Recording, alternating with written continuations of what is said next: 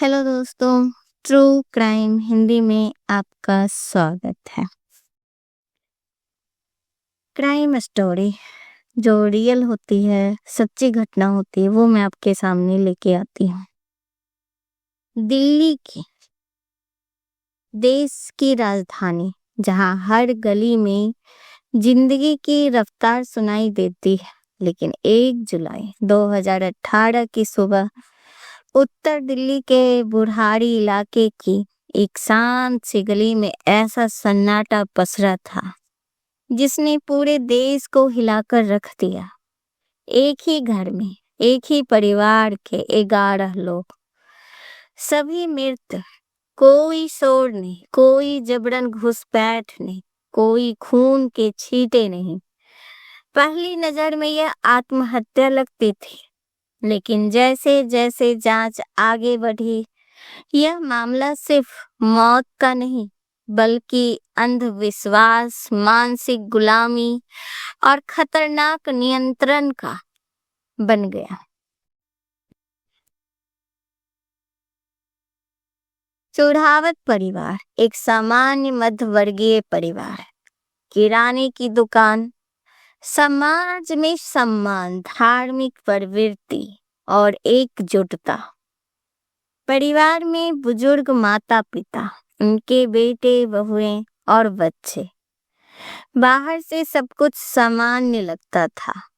पड़ोसियों के अनुसार वे शांत, धार्मिक और संस्कारी लोग थे। किसी को कोई शक नहीं था कि इस घर के अंदर कुछ ऐसा पल रहा है जो एक दिन पूरे परिवार की मौत की ओर ले जाएगा। उस सुबह जब पुलिस घर पहुंची, दृश्य विचलित कर देने वाला था। घर की पहली मंजिल में 10 लोग छत से लटके हुए थे, आंखों पर पट्टी, मुंह पर कपड़ा, हाथ बंधे हुए। नीचे के कमरे में 77 वर्षीय बुजुर्ग महिला बिस्तर पर मृत पाई गई। कोई संघर्ष के निशान नहीं थे, न दरवाजा टूटा था, न खिड़की। सब कुछ जैसे किसी तय योजना के अनुसार हुआ हो। शुरुआत में पुलिस ने इसे सामूहिक आत्महत्या माना, लेकिन सवाल उठने लगे, क्या कोई परिवार एक साथ बिना डर, बिना हिचक इस तरह मौत को गले लगा सकता है? बच्चों के चेहरे पर डर नहीं था, कुछ के पैर जमीन को छू रहे थे। यह फांसी नहीं, बल्कि किसी रिचुअल का हिस्सा लग रहा था। जांच के दौरान घर से 2 डायरी मिली। वही इस केस की सबसे डरावनी कड़ी साबित हुई। 11 रजिस्टर सालों से लिखे गए थे। इनमें विस्तार से दर्ज था कि किस दिन क्या करना है, किस समय कौन खड़ा होगा, कौन क्या बांधेगा, कौन आंखें बंद करेगा। यह कोई अचानक लिया गया फैसला नहीं था। यह एक सुनियोजित मानसिक प्रतिक्रिया थी जो सालों से चल रही थी। डायरी में लिखा था कि परिवार के एक सदस्य को अपने मृत पिता की आत्मा से निर्देश मिलते। वही आत्मा परिवार को सही रास्ता दिखा रही है। यह विश्वास इतना गहरा था कि परिवार ने तर्क, डर और आत्मसंरक्षण तीनों को छोड़ दिया। उन्हें यकीन था कि ये सब करने से कोई मरेगा नहीं, बल्कि एक आध्यात्मिक मुक्ति मिलेगी। और यही अपराध सिर्फ मौत नहीं था, अपराध था मानसिक नियंत्रण। एक व्यक्ति की सोच ने पूरे परिवार की सोच को कैद कर लिया। कोई सवाल नहीं, कोई विरोध नहीं, बुजुर्गों से लेकर बच्चों तक सभी ने आंख मूंदकर उस विश्वास को मान लिया। यही अंधविश्वास की सबसे खतरनाक शक्ल होती है, जब वह तर्क को खत्म कर देता है। पुलिस और मनोवैज्ञानिक ने साफ कहा, यह मामला आत्महत्या और हत्या के बीच की रेखा पर खड़ा है। तकनीकी रूप में यह मास सुसाइड था, लेकिन नैतिक और मानसिक रूप से यह डिस्ट्यूड डेथ थी, जहां एक सोच, एक भ्रम बारीकियों की मौत का कारण बना। समाज भी इस अपराध से अलग नहीं था। हमने सवाल नहीं किए, हमारे धार्मिक अंधविश्वास को चुनौती नहीं दी। घर का मामला ये बहुत धार्मिक है। उन्हीं वाक्यों के पीछे एक पूरा परिवार धीरे धीरे मौत की ओर बढ़ता रहा। बुढ़ारी केस हमें डराता इसलिए नहीं क्योंकि 11 लोग मरे, बल्कि इसलिए क्योंकि वे मरे बिना यह जाने कि वे मर रहे हैं। उन्हें लगा था वे एक परीक्षा दे रहे हैं और सुबह सब ठीक हो जाएगा। लेकिन सुबह सिर्फ पुलिस आई और देश ने एक ऐसे अपराध को देखा जो किसी हथियार से नहीं बल्कि सोच से किया गया था। आज भी यह घर खड़ा है, दीवारें वही हैं, लेकिन अंदर की खामोशी चीखती है। यह अपराध सिर्फ गुस्से से नहीं होता है, कभी कभी यह अंधभक्ति, डर, मानसिक गुलामी से भी जन्म लेता है। यह हमें याद दिलाता है, और ये शायद सबसे बड़ा सवाल यही है कि अगर किसी ने समय रहते सवाल किया होता तो क्या 11 जिंदगियां बच सकती थी? बुढ़ारी केस हमें डराता है इसलिए नहीं क्योंकि 11 लोग मरे, बल्कि इसलिए क्योंकि वे मरे बिना यह जाने कि वे मर रहे। उनके लिए यह रात आत्महत्या नहीं थी, वह एक परीक्षा थी, एक ऐसा विश्वास जिसमें उन्होंने यकीन था कि सुबह होते ही सब कुछ ठीक हो जाएगा। उनकी आंखों पर प्रतिबंधियां डर छुपाने के लिए नहीं थी, बल्कि दुनिया से आखिरी बार ना देखने का एक आदेश थी। उनके हाथ बंधे हुए नहीं थे, वे बंधे थे एक सोच से, एक आवाज से जो उन्हें बता रही थी यह सब ईश्वर की इच्छा है। असल डर मौत नहीं थी, असल डर ये था कि किसी ने सवाल नहीं किया, किसी ने ये नहीं कहा कि अगर यह गलत हुआ तो। बच्चों ने बड़ों पर भरोसा किया, बड़ों ने उस पर विश्वास पर, और विश्वास ने पूरे परिवार को खामोशी से खत्म कर दिया। ये केस हमें इसलिए झकझोरता है क्योंकि यह कोई चाकू नहीं, कोई बंदूक नहीं, कोई खून नहीं, यह हत्या एक विचारने की थी।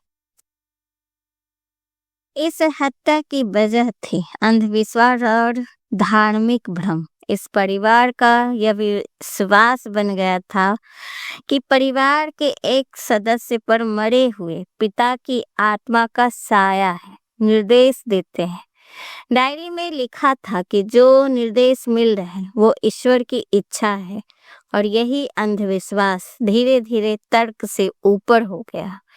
उन्हें लगता था कि मृत्यु नहीं बल्कि आध्यात्मिक अनुष्ठान है जिसके बाद सब ठीक हो जाएगा। परिवार का एक सदस्य ललित पूरे घर की सोच को मेंटली कंट्रोल कर रहा था। वह नियम बनाता था, वही तय करता था कौन क्या करेगा, वही कहता था डरना मना। बाकी सदस्य सवाल करना छोड़ चुके थे, और यही स्थिति सैडेड फिजिकोलॉजिक फोल्स डक्स जैसी थी, जहां एक व्यक्ति का भ्रम सभी को सच बन जाता है। घर में मिली जो 11 डायरियां इस केस की सबसे अहम कड़ी है। किस दिन क्या करना है, कौन कहाँ खड़ा होगा, आंख क्यों बांधनी, मुंह क्यों ढकना है, यह सब कुछ था। उससे साफ होता है कि कोई अचानक लिया गया फैसला नहीं था। बच्चों ने बड़ों पर भरोसा किया, महिलाओं ने परिवार की परंपरा मानी, और किसी ने ये नहीं कहा रुक जाओ, बातें की बात पर सवाल ना करना। इसमें बड़ों का आदर करना, बस यही था। पड़ोसियों ने परिवार को बहुत धार्मिक माना। कोई ये नहीं समझ पाया कि धर्म और अंधविश्वास की रेखा कब पार हो चुकी है। अगर समय रहते मानसिक स्वास्थ्य या काउंसलिंग होती तो शायद 11 जाने बच जाती। इस केस की साइकोलॉजी की शुरुआत होती एक व्यक्ति से जिसने अपने निजी डर, असुरक्षा, अधूरेपन को ईश्वरीय आदेश का नाम दे दिया। ललित एक ऐसा व्यक्ति जिसने जीवन में असफलता, बीमारी और पहचान का संकट झेला। और लोग जब टूटते हैं तो कभी कभी वे खुद को चुना हुआ मानने लगते हैं और यही से जन्म लेता है। धीरे धीरे भ्रम पनपता है, मेरे विचार मेरे नहीं हैं, ये किसी उच्च शक्ति से आ रहे हैं। और जब दिमाग इस भ्रम को स्वीकार कर लेता है तो वह हर तर्क को दुश्मन मानने लगता और यहीं से शुरू होती है एक व्यक्ति का भ्रम पूरे परिवार का सच बन जाता है। बाकी लोग क्यों माने? क्योंकि इंसानी दिमाग अकेले सोचने से ज्यादा समूह में सुरक्षित महसूस करता है। जब परिवार का मुखिया कहता है डरो मत, सब ठीक होगा, तो दिमाग डर को दबा देता है। जहाँ बच्चों ने बड़ों पर भरोसा किया, महिलाओं ने परंपरा पर, बुजुर्गों ने संस्कार पर, और किसी ने भी अपने डर की आवाज को जुबान नहीं दी। या जब कोई अधिकार वाला व्यक्ति बोले तो दिमाग सवाल बंद कर देता है। डायरी का होना यह साबित करता है कि यह कोई इमोशनल सुसाइड नहीं था। यह दिमाग को धीरे धीरे एक विचार के लिए तैयार किया गया। आज नहीं, कल नहीं, सालों तक हर निर्देश लिखा गया, वह डर का श्रद्धा कहा गया, हर सवाल को अविश्वास और सबसे खतरनाक बात, उन्हें यकीन था कि वे मरेंगे नहीं। यही सबसे बड़ी साइकोलॉजिक ट्रेजेडी है। वे मौन को नहीं देख रहे थे, वे एक परीक्षा देख रहे थे। दिमाग जब पूरी तरह कंट्रोल में आ जाता है तो सेल्फ प्रिजर्वेशन भी बंद हो जाती है। यही वजह है कि कोई चिल्लाया नहीं, कोई भागा नहीं, कोई लड़ा नहीं। यह केस बताता है कि अपराध हमेशा गुस्से से नहीं होता है। अंधविश्वास, डर, बिना सवाल माने गए विश्वास से जन्म लेता है।